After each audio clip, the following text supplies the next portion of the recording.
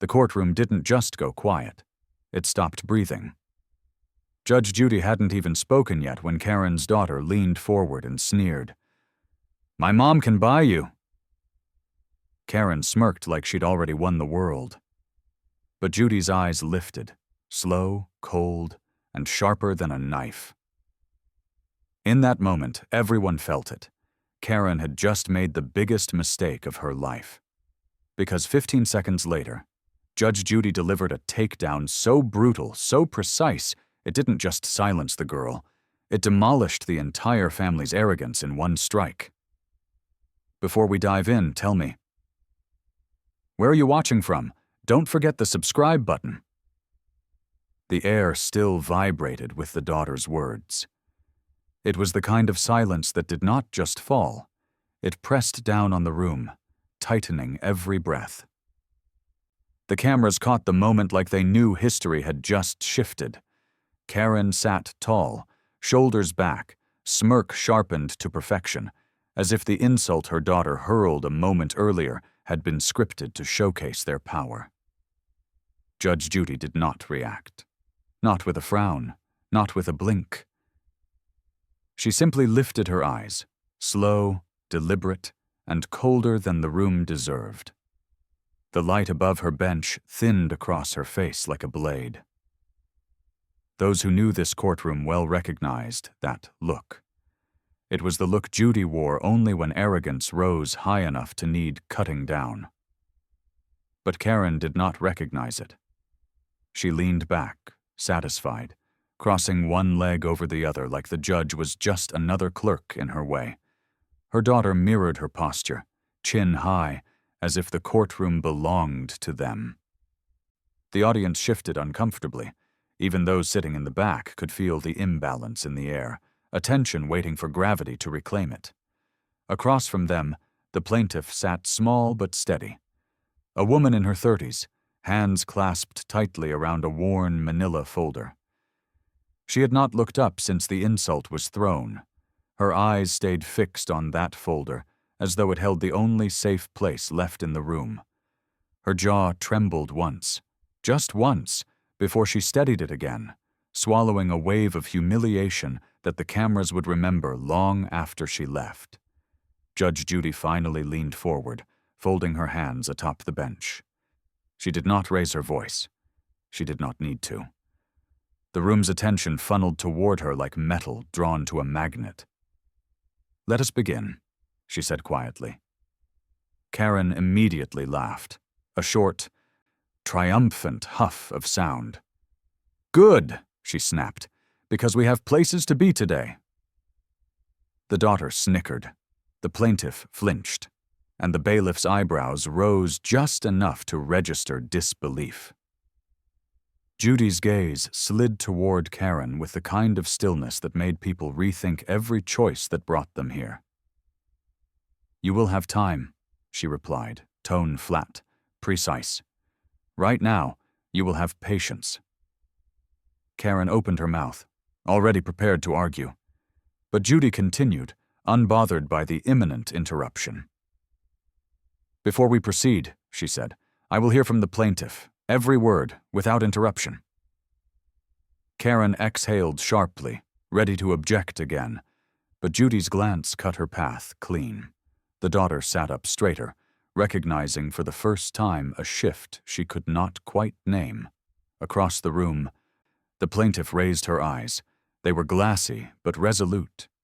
She drew a breath, slow and brave, lifting the worn folder slightly as if gathering strength from its edges. "Your Honor," she began, voice trembling but true. But before she could say another word, Karen leaned forward and snapped, "She is exaggerating!" And that was the moment the air snapped tight, because Judge Judy lifted a single finger. A silent command, a warning, a storm signal.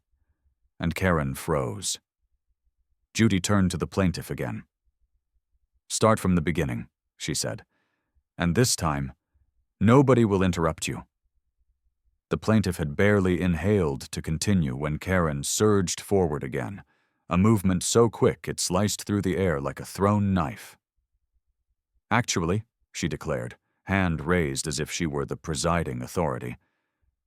What she is trying to say is— Judge Judy did not look at her.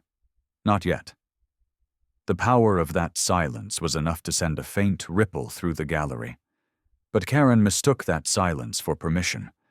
She straightened, confident, shoulders squared like a performer reading for the lead role of her own imagined courtroom drama. She has been obsessed with us for months, Karen continued loudly. It is actually pathetic. She follows my daughter around, harasses us, sends messages, and— The plaintiff's face fell, confusion cutting across her features like a fresh bruise. But Karen didn't see it.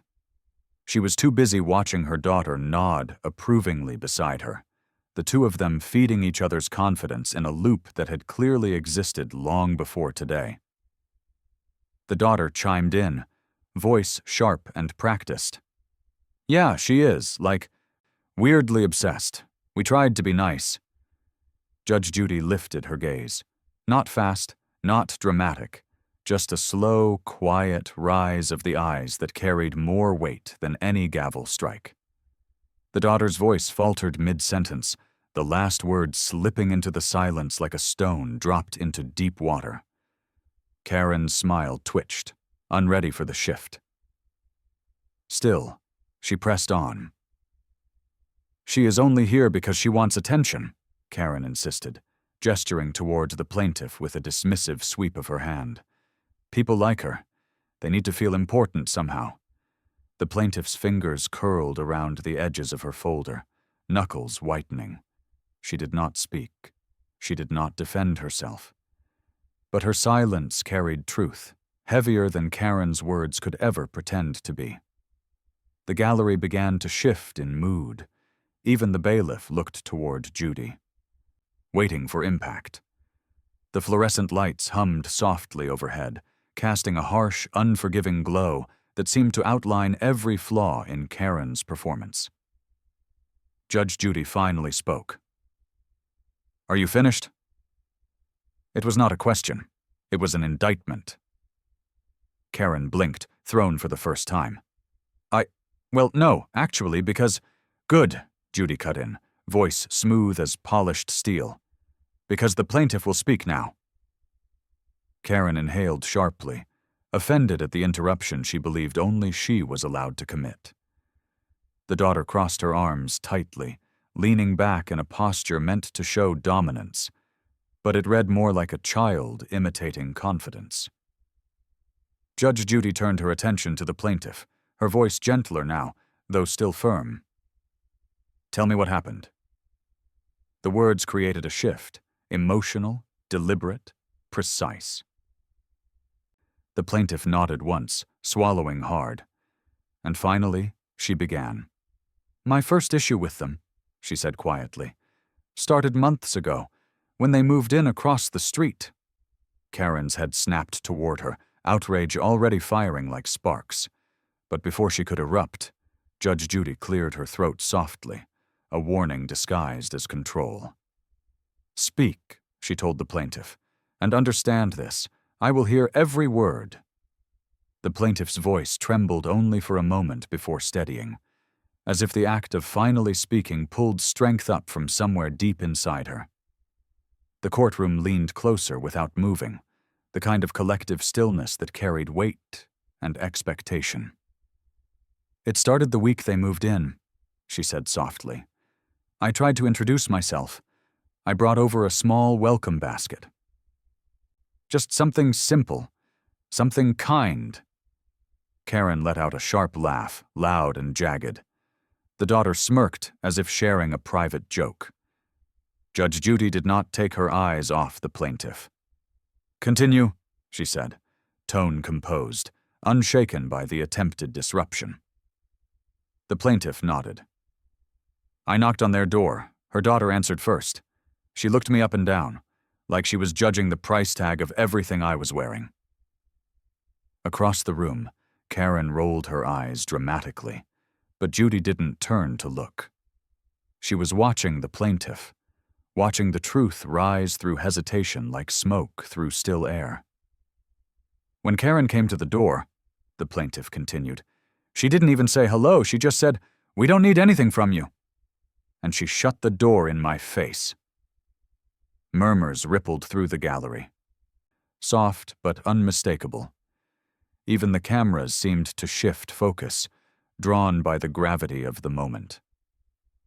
The plaintiff's hands tightened around the folder, its edges softened from months of handling, a quiet sign of just how long she'd been carrying this story.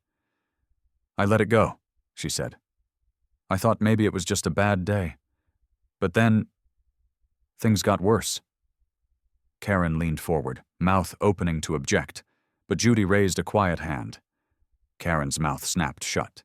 The plaintiff took a breath. "The first time they yelled at me was in the driveway. I had parked a little too close to the line between our homes, not crossing it, not blocking anything, just close enough to bother her." Her voice dipped, remembering. "She came outside and started shouting that I didn't belong in this neighborhood. She said I was lowering the value of the street." Her daughter, she added softly, stood behind her and filmed the whole thing. The daughter's confident posture faltered. Her fingers cluttered with the sleeve of her jacket, pulling threads. "But I still tried not to escalate," the plaintiff said. "I went inside. I ignored it.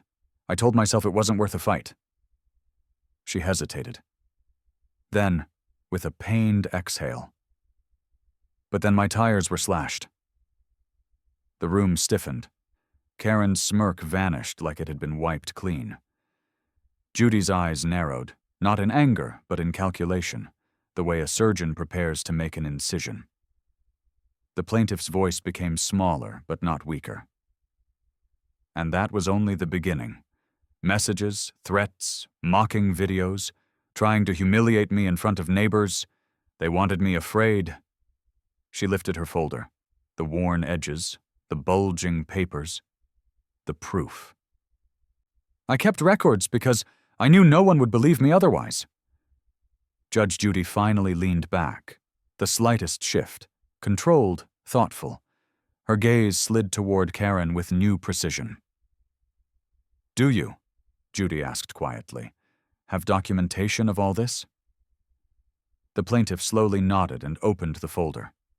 The plaintiff opened the folder, and the sound it made, soft paper against paper, carried more force than any shout Karen had thrown at her.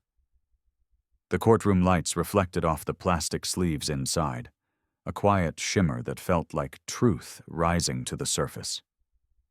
Karen's daughter shifted uncomfortably, her earlier confidence slipping like a costume that no longer fit.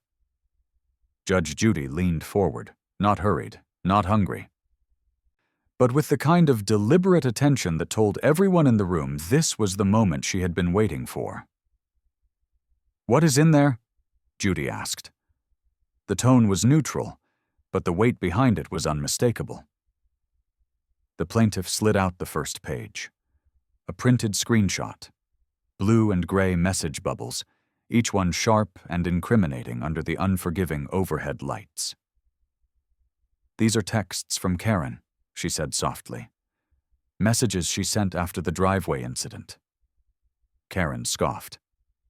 "Texts can be edited. Anybody can make those look—" Judge Judy cut her a look so swift and cold that Karen's voice died in her throat. The plaintiff continued, hands steady despite the tension radiating off the opposite table. She wrote things like, "You do not fit in here," and "This neighborhood is for successful people," and she swallowed, eyes flicking downward, and "My daughter and I will make sure you move." A slow murmur pulsed through the gallery. Even the daughter lowered her eyes. Judy extended her hand. "Let me see that." The plaintiff placed the sheet in the bailiff's hand, and he delivered it to the bench with solemn precision. Judy studied it, her eyes scanning line by line, circling back, taking in the tone, the implication, the threat. "Is this your number, Miss Carter?" she asked calmly. Karen hesitated, a dangerous, telling beat of silence. Then, yes, but I did not write." Judy set the page down with quiet finality. "Do not lie in my courtroom," she said. Karen's mouth snapped shut. Her daughter's shoulders crept inward, shrinking by inches. The plaintiff offered the second piece of evidence, more screenshots. More words dripping with entitlement and venom. Then the third. A still frame from a video. The daughter, holding her phone, recording the plaintiff while laughing. The angle caught Karen in the corner, smirking, arms crossed, approving. The daughter's face turned pale. Recognition hit her like a slow, collapsing wave. Next came the audio clip. The plaintiff pressed play, and the room filled with Karen's unmistakable voice. "We run this street. If she does not like it, she can leave." A pause. Then the daughter's voice chiming in. "Yeah, nobody cares about her." Karen surged forward. "That is taken out of context." Judy didn't look at her. She was studying something else, a detail in the recording, small but significant. She replayed a section. Rewound. Listened again. Something in her expression shifted. Not anger, but clarity. Finally, she lifted her gaze toward Karen and her daughter. Her words landed like surgical instruments laid neatly on metal. "Why?" Judy asked, voice soft but cutting. "Does your daughter appear in every single one of these incidents?" Karen froze. The daughter stopped breathing, and even the gallery felt the floor tilt. Judy folded the papers carefully. "We are going to talk about that," she said, "and I assure you, you will not enjoy the conversation." The question hung in the air like a dropped match, small, quiet, but dangerous enough to burn the whole room down if left unanswered. Judge Judy did not repeat herself. She did not need to. The silence after her words was a command all on its own. Karen blinked. Once. Twice. The practiced smirk she had worn like armor wavered, thinning around the edges. "My daughter?" she finally said, forcing a laugh that came out brittle. "She is a teenager. Teenagers film everything these days. It does not mean anything." Judy did not look convinced. Her gaze stayed on Karen, steady, cold, and annoyingly patient. "Answer the question," she said. Karen inhaled sharply, as if gathering air would help gather logic. "Well," she said, "the plaintiff," a gesture toward the woman across the room, dismissive, sharp, "has always been dramatic. She pushes situations. She creates problems. My daughter is just defending herself." The daughter kept her eyes glued to the desk, her fingers scraping at the chipped pink varnish on her thumbnail. That confident posture she'd copied from her mother in earlier moments was gone, replaced by a subtle hunch, shoulders folding inward, breath shallow. Knees pulled slightly together like she wished she could shrink into the chair. The plaintiff watched quietly, her folder resting on her lap, her expression a painful blend of sadness and predictability, the look of someone who had been waiting months for accountability that never arrived. Judge Judy turned her attention to the daughter. "Stand," she said. The girl stiffened and slowly rose, avoiding her mother's expectant stare.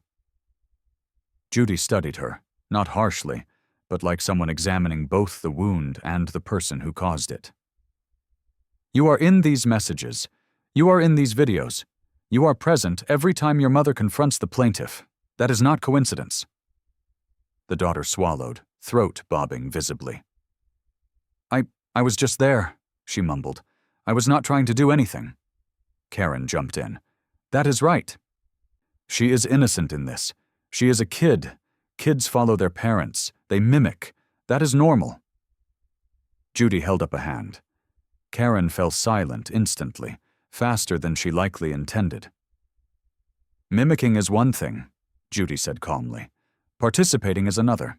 And what I see here," she tapped the edge of the photo, "is participation." Karen's jaw flexed. "You are twisting this." No, Judy replied, tone even, unshaken. I am identifying it. A pulse of tension rippled through the gallery. Judy shifted her gaze back to the daughter. When you filmed the plaintiff, what did you expect to happen? The girl's lips parted. No sound emerged. Her eyes darted toward her mother, a habit learned, rehearsed, and deeply ingrained. Karen leaned in, whispering urgently, "Just say it. Tell her she provoked us." But this time, the daughter did not immediately obey. A small flicker of uncertainty, fear, shame, something more fragile, crossed her face. The courtroom felt it. Judy felt it most of all. "Miss Carter," Judy said, turning back to Karen, "you are coaching her, right now, in front of me." Karen's mouth snapped shut, breath caught, and the daughter's shoulders folded even tighter. The plaintiff exhaled softly, not triumphantly, but with the weary relief of truth finally cracking through concrete. Judge Judy leaned back slowly, calculating. "Your daughter will speak," she said, "without your interruptions, without your influence." Karen stiffened, indignation rising like heat off asphalt. "My daughter does not need to be interrogated like a criminal." "This is not interrogation," Judy cut in gently. "This is accountability." The daughter looked up. Eyes wide, glass bright, afraid. Judy nodded toward her. "I am going to ask you a question," she said softly, "and I want your answer, not your mother's." The daughter's breath hitched the moment Judy's gaze settled on her. Not harsh, not accusing, just steady. The kind of steady that made lies feel heavier than truth. She stood there with her arms stiff at her sides, a teenager suddenly stripped of the performance she had been borrowing from her mother. "Look at me," Judge Judy said. The girl lifted her eyes. They were glossy, rimmed with the faint pink of someone who was not accustomed to being looked at, truly looked at, without filters, without angles, without her mother framing the scene for her. "Did you understand my question?" Judy asked. The girl nodded barely. "Then answer it," Judy continued. "When you filmed the plaintiff, what did you expect to happen?" For a moment, the daughter simply stood there, frozen, the courtroom swallowing her silence whole. She opened her mouth, then shut it. Her fingers dug nervously into the hem of her hoodie, twisting the fabric tighter and tighter until it nearly tore. Karen jumped in, voice bright with false authority. "Your Honor, she is nervous. This is unfair." "Sit down," Judy said, without raising her voice. Karen sat. Her daughter flinched. The authority in that tone was not loud, but it was immovable, like a door closing with a quiet click that meant it would not open again. The plaintiff watched, sympathy softening her features. This was a child, after all, a child tangled in adult cruelty she never should have been asked to carry. The daughter finally whispered, I do not know." "Try again," Judy replied gently. "You do know. You were there. You were participating. What did you want to happen? What did you think would happen to her?" The girl's throat bobbed. A tremor flickered down her arm.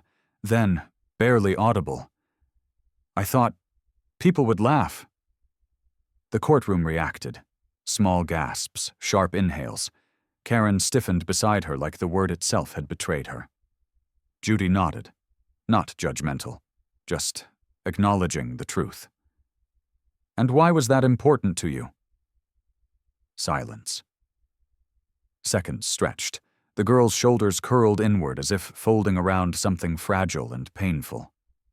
Finally, "Because my mom said, if I made her look stupid, people would respect us more." Karen shot up from her seat. "That is a lie.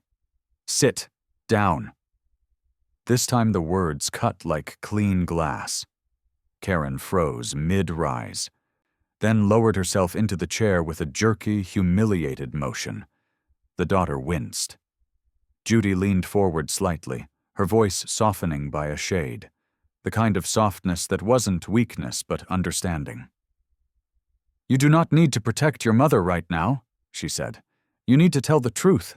For yourself." The girl blinked rapidly. A tear escaped, trailing down her cheek in a thin, trembling line she didn't bother to wipe away. The plaintiff watched with a kind of quiet heartbreak. Pain not for herself, but for the young girl unraveling in front of the world. Judy asked, "Were you told to film her? Or did you choose to?" "My mom told me to," the daughter whispered. "And I did it because she said it made us look strong." Karen slammed her palm on the table. "That is not what I said!" The bailiff took a single step forward. Karen instantly went still. Judge Judy turned her gaze, slow and lethal. "Say another word," she murmured, "and you will not like the result." The room glowed with silence, thick, electric, impossible to breathe through.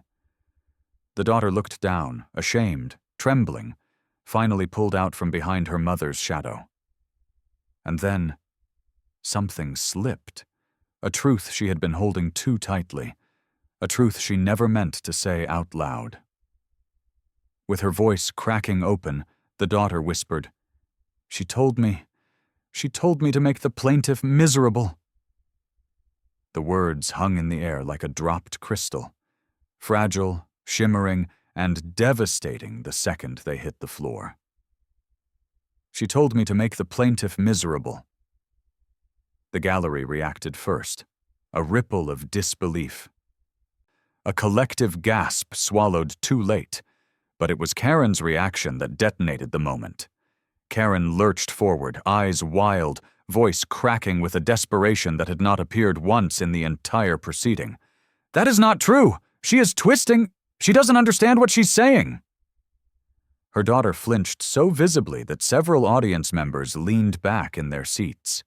Shame, fear, and something deeper, exhaustion, flickered across her face like a film reel misaligned in the projector. Judge Judy held up a single finger, a quiet command. Karen froze. Judy turned her full attention to the young girl, not pitying, not coddling, but steady. "Did you mean what you just said?" she asked, a question that did not allow escape. The daughter wiped her cheek with the sleeve of her hoodie, her voice trembling. "Yes." Karen shook her head violently. "No, you didn't. You're confused. She is confused, Your Honor." The bailiff stepped closer again, not touching, not speaking, just presence, a reminder, a boundary. Judge Judy didn't look away from the girl. "No one is confused," she said softly. "Least of all her." The daughter let out a long, shuddering breath, the kind that seemed to empty more than lungs, a release of pressure she had been carrying for months, maybe years. Karen's face hardened, twisting into something sharpened by panic. She reached across the table, gripping her daughter's wrist with fingers that trembled with poorly concealed fury. "You don't say things like that," Karen hissed. "Not in front of people." The girl recoiled, pulling her arm back slowly, like someone realizing the heat of a stove only after years of touching it. Judy watched the exchange with an expression that smoothed into something colder, older, the look of a woman who had seen every version of this story and knew exactly how it ended if it wasn't stopped. "Ms. Carter," she said quietly. Karen snapped her head up. "You will approach the bench." Karen blinked hard, like she wasn't sure she heard correctly. "Now," Judy added. The daughter's chest rose sharply, a frightened inhale. The plaintiff swallowed. The gallery leaned in. Karen stood, smoothing her blouse as if the gesture could restore some imaginary dignity. Her heels clicked against the floor, each step uneven, hurried, betraying nerves she couldn't hide. Judy waited until Karen stood just close enough to see every detail in her expression. The panic, the denial, the unraveling control. "Tell me," Judy said softly, "why your daughter just admitted something she had no reason to invent." Karen opened her mouth, but nothing came out. Not a lie, not a deflection, not a performance, just silence. Judy held her gaze, unblinking. "I want the truth," she said. "Not rehearsed, not coached, not spun." The daughter watched her mother from behind, eyes wide, fingers twisting the hem of her hoodie again. The plaintiff sat still, hands folded tightly, heart pounding in her chest. Then Judy said the words that made the entire courtroom stiffen. "Bring me the file." The bailiff moved. Karen visibly paled. Judy didn't raise her voice. She didn't need to. She opened the folder, turned a single page, and her expression changed, subtly but unmistakably. A storm gathering, a decision forming. Judy lifted her eyes, pinning Karen in place. "I know exactly what you've been doing," she said. "And now, we are going to confront every piece of it." The courtroom felt colder the moment Judge Judy's eyes lifted from the page. Not icy in anger, icy in clarity. A clarity sharp enough to slice through whatever Karen had left of her performance. Karen stood stiffly beside the bench, trying to peer down at the open file without appearing desperate. But the way her fingers twitched against her hip betrayed her. Judy slid the single sheet closer to her own side of the bench, just out of Karen's view. "Step back," she said quietly. Karen did, half a step, trembling with forced composure.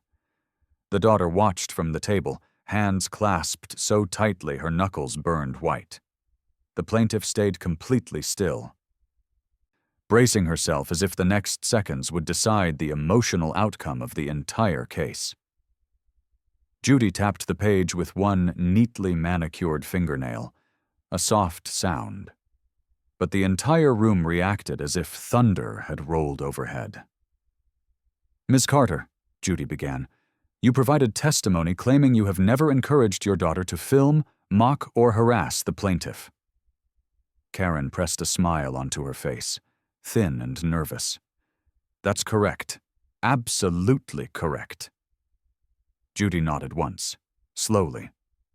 "Then explain something to me." She lifted the page, turning it over so only she could see, the text hidden from everyone else. And she raised her chin slightly, her gaze locking onto Karen. "Why?" she asked. "Does this document show your daughter repeating phrases that match your own messages? Word for word." Karen blinked rapidly. I don't understand what you're talking about." Judy didn't blink. "Make her miserable." She read it softly. The daughter's eyes filled instantly with tears. Judy's voice didn't rise, but it gained weight. "Film everything. It'll embarrass her. She'll stop." A strangled sound escaped the plaintiff, half gasp, half heartbreak. Karen tried to recover, her voice stumbling. That's taken from separate conversations, not about the plaintiff." Out of context. Judy raised an eyebrow, unimpressed. "You are aware," she said, "that your daughter handed these messages to the school counselor 2 months ago." Karen's breath stopped. Completely. The daughter froze, lashes wet, shoulders quivering. The gallery murmured, the sound rolling like distant thunder. Judy set the page down with surgical precision. "She reported feeling pressured to perform cruelty to gain your approval." The daughter's tears fell silently, streaking down her cheeks in thin, fragile lines. Karen's face twisted. "She's lying. She doesn't remember things correctly. Teenagers are emotional. Enough." The word landed with the weight of a gavel. Karen fell silent instantly. Her daughter flinched again. But this time the flinch wasn't fear of Judy. It was recognition. Judy let the silence settle for a full beat before continuing. I have reviewed the messages. I have reviewed the timestamps. I have reviewed the content. She folded her hands.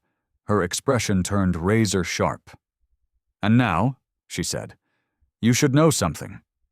The bailiff stepped forward, placing a digital tablet on the bench.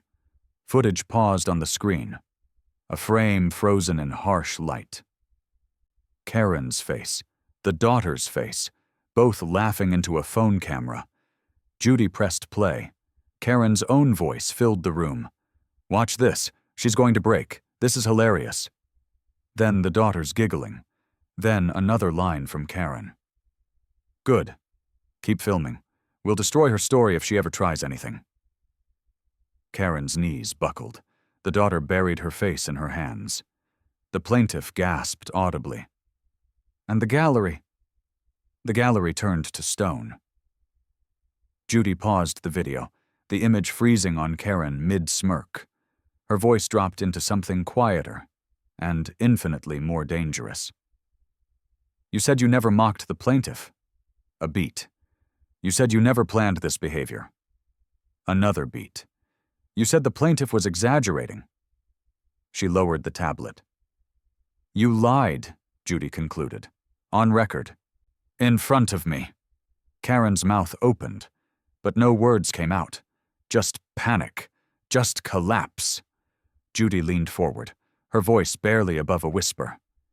And we haven't even reached the most important piece of evidence yet.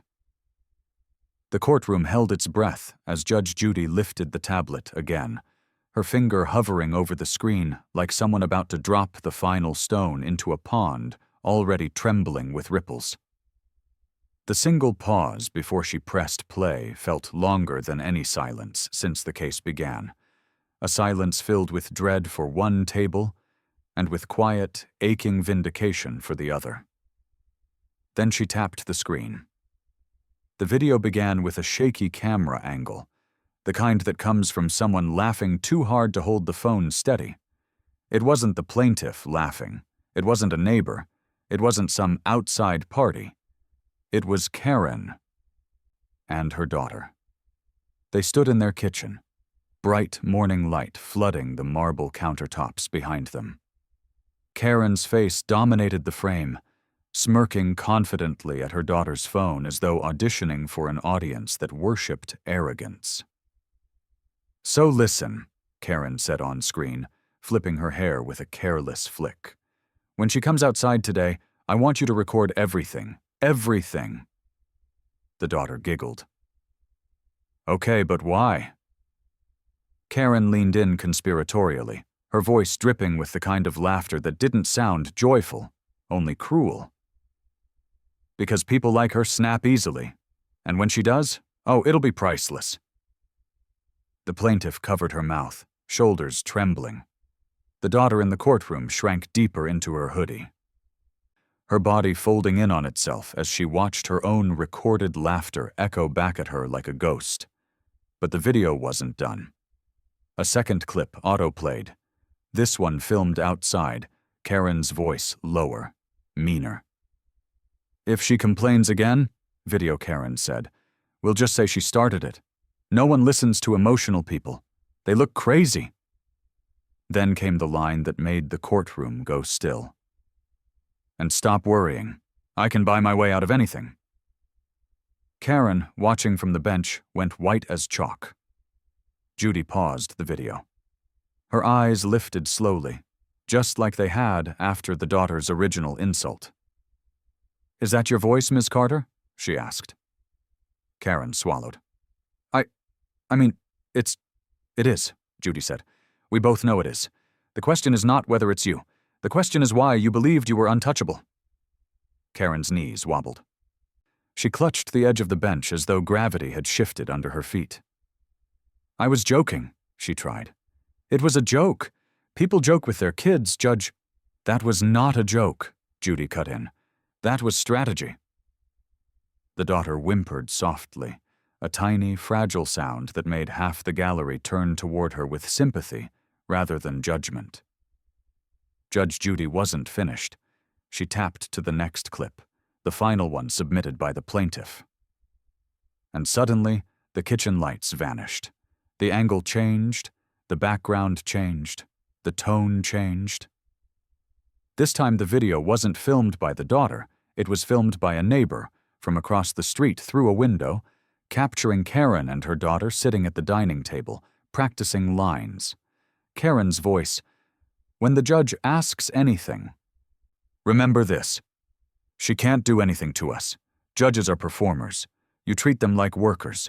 They're beneath people like us." A murmur ripped through the gallery like a physical shockwave. The plaintiff's hands shook. The daughter's tears spilled freely now, shoulders trembling. Karen looked like she'd been punched in the lungs. Judge Judy paused the screen, leaning back slowly, letting the weight of the footage settle like a stone dropped in deep water. Her voice was quiet, dangerously quiet. "This," she said, "is who you truly are."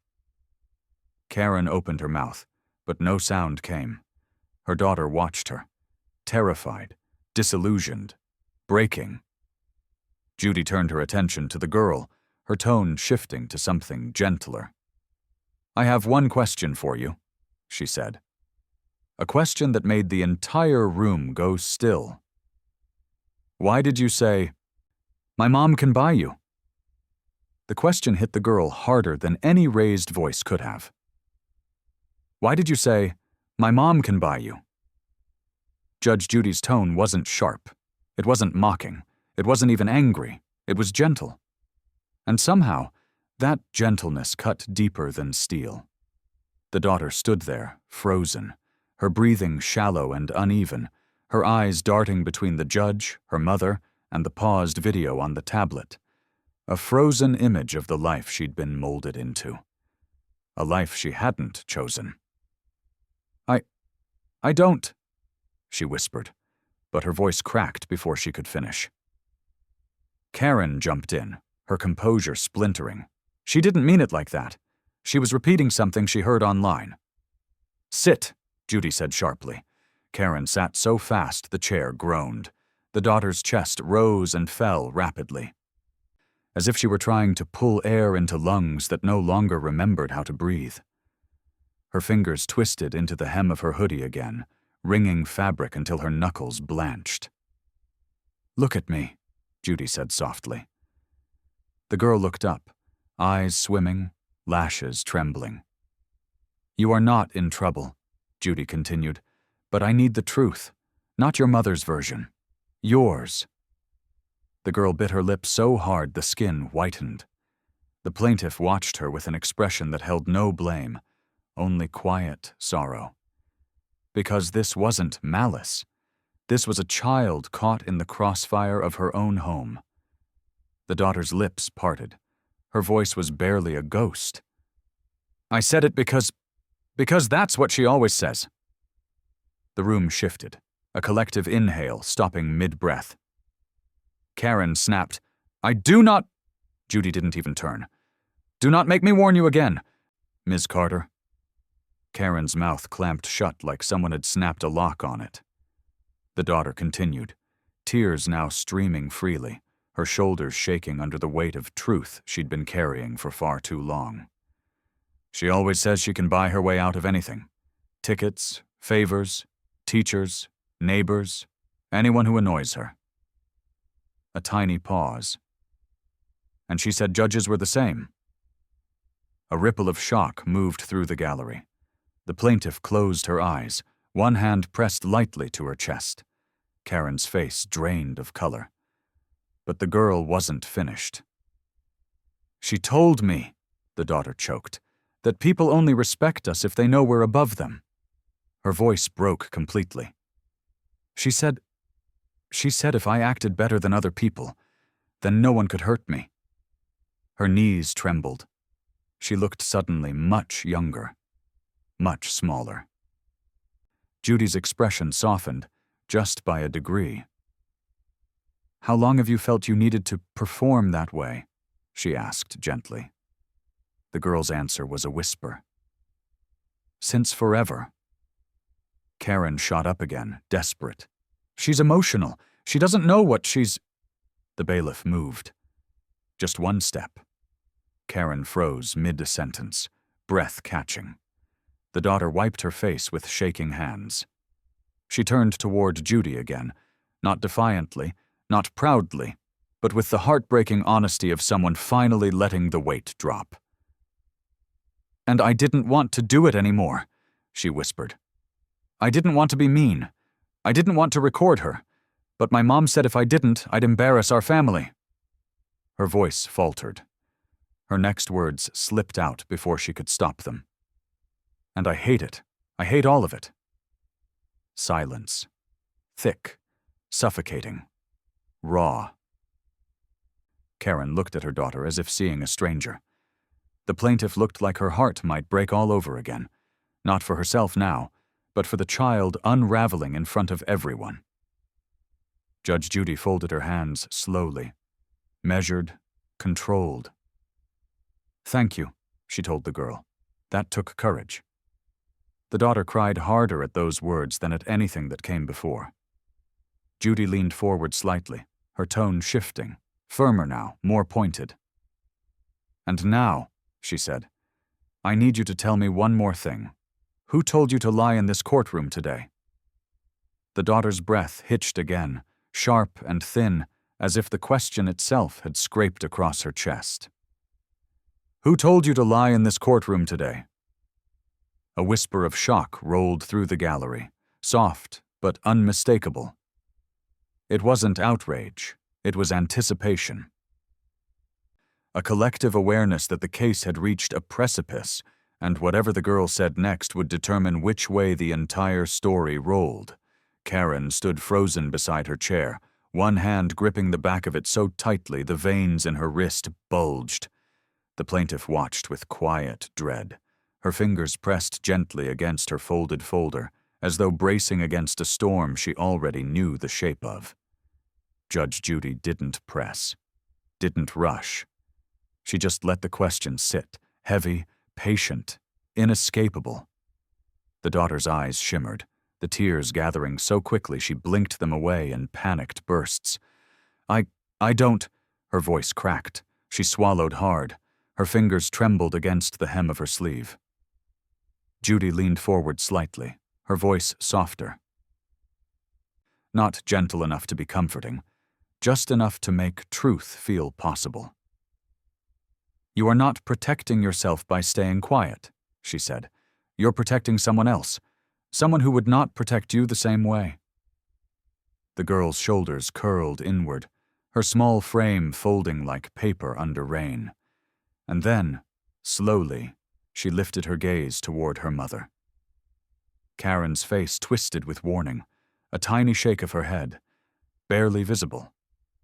But Judy saw it, the bailiff saw it, the entire room felt the electricity of it. "Don't," Karen mouthed. The whisper was silent, but the command was clear. The daughter's lip trembled. A small, broken sound escaped her throat. Then another. And finally, the words came. Not strong, not clean, but real. "Mom told me to." The gallery gasped. Not a polite, courtroom-appropriate exhale, a full ripple of shock that swept through every row like a sudden gust of wind. Karen's entire body went rigid. "That is not. She is lying. She is confused." "Sit down," Judy said. A quiet order, sharper than steel. Karen sank into her chair, shaking, as if gravity had doubled. The daughter pressed her hands to her face for a moment, trying to steady her breathing. But emotion kept pouring through her fingers. She sniffed hard, wiped her eyes, and forced herself to look back at Judy. "She told me. Before we came here." A hiccup of breath. "She told me what to say, what not to say. She said if I messed up, she'd make me sorry later." A strangled noise cracked out of Karen, half gasp, half denial. The plaintiff's hand flew to her mouth, devastated. But the girl wasn't done. "She told me judges only care about looking powerful on TV," the daughter whispered, voice trembling. She said you wouldn't check anything, that you'd just believe her." Judy's expression didn't change, not visibly, but the room felt it anyway. A temperature drop, a pressure shift, a line being crossed. "And," the girl continued softly, "she told me that saying, 'my mom can buy you,' would make us look strong." Karen slammed her palm against the table. "That is a complete fabrication." "Quiet," Judy snapped, the force behind the single word silencing Karen mid-breath. The daughter sobbed once, an ugly, honest sound, and wiped her nose with her sleeve. "Please," she said, voice tiny. "I don't want to lie anymore." Judge Judy exhaled slowly, her gaze steady, absorbing the emotional rubble in front of her. "Thank you," she said softly. "You just told me the truth. Now I can do my job." The girl closed her eyes in relief, relief so raw it shook her entire frame. Judy leaned back, her voice lowered, darkened, sharpened. "And before I move forward," she said, "you should all hear the real reason she used that phrase, because it changes everything." The air felt heavier now, not with tension, but with truth. Thick, undeniable truth. Truth that stripped the last of Karen's theatrics from the room and left only the raw shape of who she really was beneath it all. Judge Judy leaned back slowly, letting the silence settle like dust after an explosion. The daughter sat trembling, hands clasped tightly in her lap, her hoodie sleeves damp with tears. The plaintiff watched her with a soft, aching expression, sympathy rising where anger once lived. Karen, however, was unraveling in real time. Her breath came in fast bursts, her fingers twitching at the edges of the table, her eyes wide and frantic. Without her armor, the smirk, the confidence, the rehearsed lines, she looked smaller, older, as if the truth had hollowed her out. Judy folded her hands on the bench. "When arrogance collides with reality," she said calmly, "reality always wins." Karen's head snapped up. No, you don't understand. She's twisting everything. My daughter is emotional. She gets overwhelmed. You can't just believe—" "She told the truth," Judy cut in. "And I know it. You know it. Everyone in this courtroom knows it." Karen shook her head violently. "She's a child. Children say things they don't mean." Judy's voice lowered, the kind of low that forces people to stop talking out of sheer instinct. "Children repeat what they've been taught." The daughter's chin trembled. The plaintiff blinked hard, swallowing emotion that threatened to escape. Karen surged to her feet, palms slamming the table so loudly the gallery flinched. "I have done nothing wrong!" The bailiff took a step forward. Karen froze mid-breath. Judy didn't raise her voice. She didn't need to. "Sit," Judy commanded. Karen sat. It wasn't obedience, it was collapse. Judy turned her attention to the plaintiff, her tone shifting, becoming steadier. "You have endured harassment, mockery, threats, and a coordinated campaign to break you emotionally." The plaintiff blinked rapidly, tears threatening. I just wanted it to stop," she whispered. "And it will," Judy said gently. Then she pivoted, and her tone changed like a door slamming shut. "Ms. Carter," she said, eyes locking onto Karen, "your behavior is not only mean-spirited, it is dangerous. You enlisted your daughter. You weaponized her. You forced her into conflicts she should never have been part of." Karen trembled. I didn't. You coached her to lie today," Judy continued. "That alone is inexcusable." The daughter collapsed inward, tears falling silently, each one a confession without words. "And worst of all," Judy lifted a single finger, "you taught her that cruelty equates to strength, that humiliation is a tool, that bullying is a performance, that lying is survival." Karen pressed her hands to her forehead as if trying to hold herself together. The gallery watched, breathless, as Judy reached for the last folder, the one sealed with a thin yellow tab. The plaintiff recognized it. The daughter recognized it. Even Karen seemed to sense the danger. Judy placed the folder gently on the bench. "Inside this packet," she said, "is the final piece of evidence, the part you didn't want anyone to see." Karen's face went blank. Not confused, terrified. Judy tapped the folder once. "Your daughter wasn't the only one you've been influencing," she said. "There's more, much more." A ripple of unease swept the room. Karen's eyes darted wildly. Her daughter froze. The plaintiff inhaled sharply. Judy nodded to the bailiff. "Bring me the final packet," she said. "It's time we show Ms. Carter exactly what accountability looks like." The bailiff approached the bench with a gravity normally reserved for verdicts, not evidence. He placed the final packet, the thin yellow tabbed folder, before Judge Judy, as though it were a live wire. Even the sound of it touching the wood felt sharper than it should have, slicing into the silence and setting every nerve in the room on alert. Karen stared at it like it was a snake coiled to strike. Her daughter didn't move. The plaintiff gripped the edges of her folder until her fingertips blanched white. Judge Judy slid the packet closer and opened it with a calm so deliberate it was almost cruel in its precision.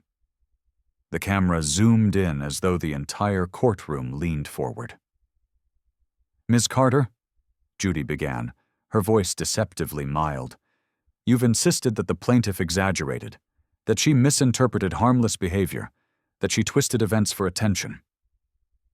Karen swallowed hard, nodding aggressively, desperate for the narrative she'd crafted to hold even a shred of weight. Judy continued, "And you've denied, vehemently, that you ever instructed your daughter to participate in harassment, that you guided her, pressured her, coached her." Karen opened her mouth, but Judy lifted a hand, and silence dropped like a curtain.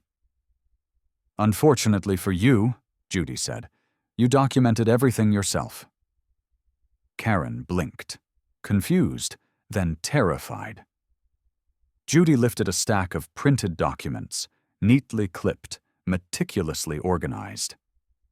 "These," she said, "are messages you wrote not to the plaintiff, but to your sister." Karen's breath stopped. The daughter lifted her head in shock. The plaintiff leaned forward instinctively. The gallery tensed as Judy flipped the first page. The words were unmistakable. Bold. Clear. Screenshots blown up for readability. Karen's messages.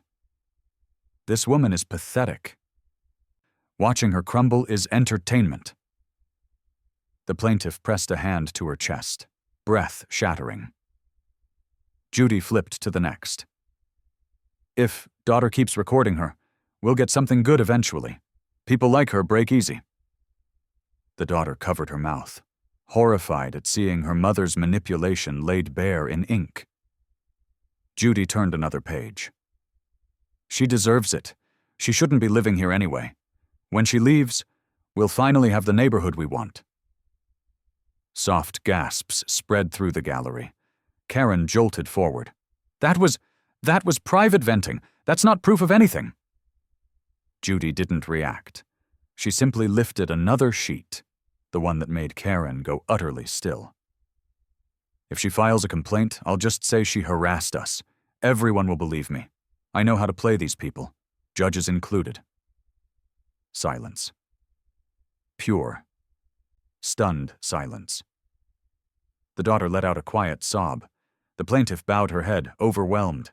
Karen stared, horror widening her eyes with each word Judy read aloud. "And here," Judy said, lifting the final page, "is the most troubling message." She read it clearly, each word carrying the weight of months of cruelty. "Even if my daughter doesn't want to do it, she'll do what I say. That's what good kids do." The daughter recoiled like the words had slapped her. Karen rose slowly, as if dragged upward by panic.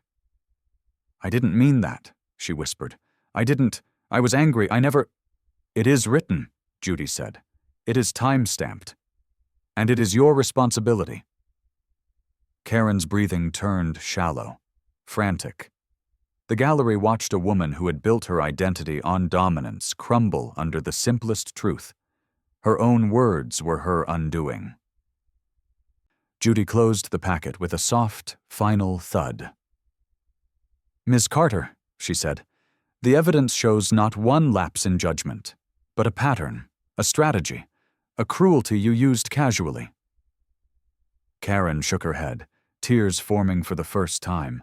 Not remorseful tears, but the tears of someone watching their power collapse. Judy leaned forward, voice tightening. "Before I issue my ruling, there is one question left, and it will determine the full consequence you face." For a long moment, no one in the courtroom moved. Not the bailiff, not the gallery, not even the cameras, which seemed to hover in place as if aware they were capturing the climax of something far bigger than a neighborly dispute.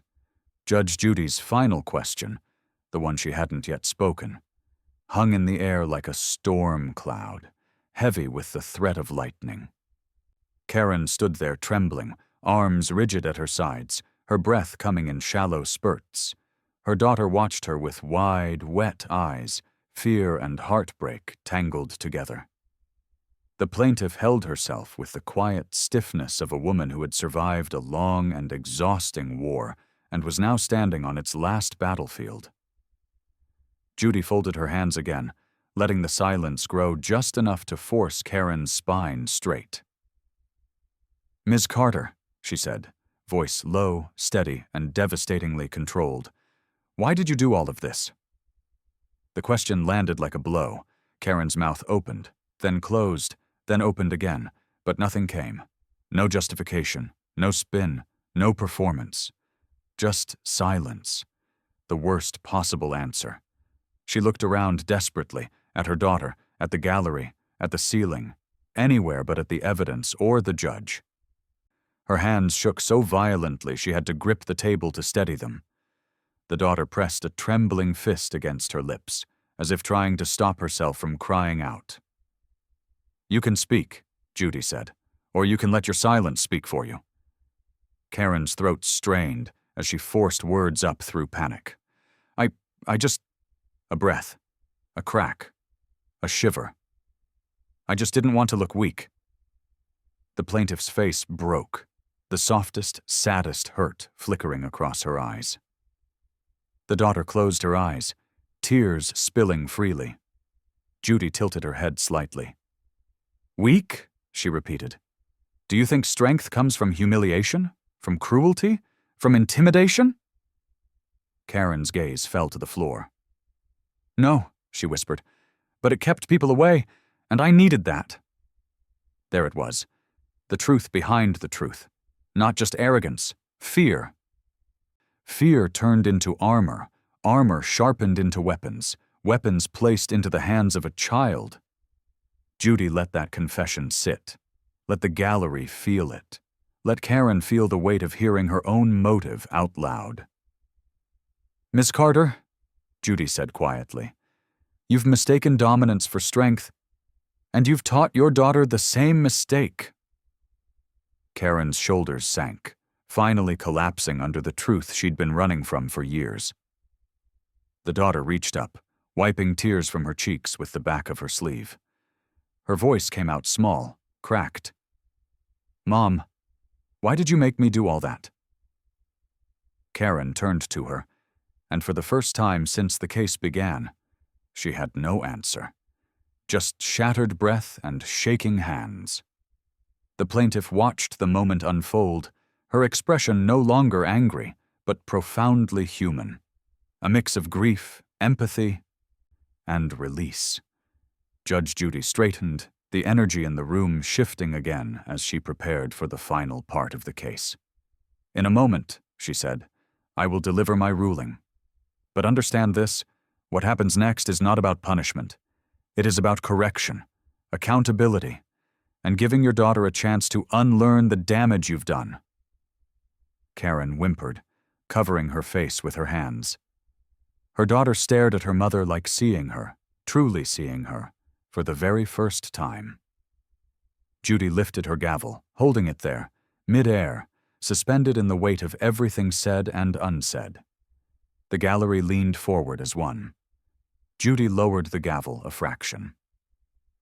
"But before I deliver judgment," she said, her voice soft as a blade, "you deserve one last moment to understand what real strength looks like." The gavel hovered. The air thickened, and the room braced for the final blow. The gavel hovered in the air for a single breath, one sharp, suspended instant in which the entire courtroom seemed to lean forward, waiting for the echo that would signal the end of everything Karen had built her world upon. Then Judge Judy lowered it, not in fury, not in theatrics, but with a calm, steady finality that struck harder than any outburst ever could. The sound cracked through the room like a final door swinging shut. "Here is my ruling," Judy said, her voice clear, unwavering, and heavy with purpose. "Ms. Carter, your behavior has been cruel, manipulative, and deliberate. You have orchestrated a campaign of harassment. You used your daughter as a shield and a weapon. You tried to twist this courtroom into a stage for your own arrogance." Karen's face crumbled, hands trembling in her lap. "And the evidence," Judy continued, lifting the thick packet of messages, "shows without question that you lied repeatedly with intent to deceive this court." The daughter looked at her mother, heartbreak painted across her features in colors too painful to hide. The plaintiff lowered her eyes, relief trembling down her spine like the first breath after surfacing from deep water. Judy set the folder aside. "Therefore," she said, "I am ruling fully in favor of the plaintiff." The plaintiff's hand flew to her mouth, emotions flooding her eyes. "You will compensate her for damages, financially, fully, and immediately." A final thud of emphasis punctuated the ruling. Karen let out a strangled sob, not of remorse, but of a person who had finally been stripped of the illusion she'd lived behind. "But," Judy continued, turning her attention with precision, "my ruling does not end there." The daughter stiffened. "You," Judy said gently, turning to the girl, "have been thrust into an environment where cruelty was taught as confidence and arrogance disguised as strength. But none of that is your fault." The girl's lips quivered. Tears slid silently down her cheeks. "You showed courage today. You told the truth, even when it cost you something. That is real strength. That is the kind of strength adults often fail to show." Karen sobbed into her hands. For the first time all day, she looked small. Not powerful, not dangerous, just small. Judy faced the plaintiff next. "You endured a great deal, more than anyone should have to tolerate, and despite all of it, you maintained dignity and restraint. You came to this court seeking not vengeance, but relief, and you are entitled to it." The plaintiff nodded, unable to speak. Then Judy turned back to Karen, and the tone shifted one last time. "As for you, Ms. Carter," she said, "consider this your turning point. I cannot rewrite the damage done, but I can ensure you face the consequences of your actions, and I can insist on something else." Karen looked up through watery eyes. "You will seek counseling for yourself," Judy said, "and for your daughter. Together." A beat, not a suggestion, a requirement. You will repair what you broke, not with arrogance, not with intimidation, but with honesty. Karen nodded, defeated. Completely, utterly defeated. Judy tapped the gavel one last time. "Case dismissed." Silence followed. Not tense, not charged, just quiet. A clean, still quiet that felt like the first breath after a storm, the kind of quiet that carried healing in its edges. The plaintiff exhaled, tears slipping down her cheeks as she closed her folder for the last time. The daughter stood slowly, wiping her face, staring at her mother with a painful mix of fear and hope, as if seeing not just the collapse of arrogance, but the possibility of something fragile and new emerging from its ruins. Karen didn't move at first. Then her hand, shaking, uncertain, reached toward her daughter, not with dominance, but with something much closer to apology. Whether the girl took it or not, the courtroom didn't see. The cameras faded. The gallery dispersed,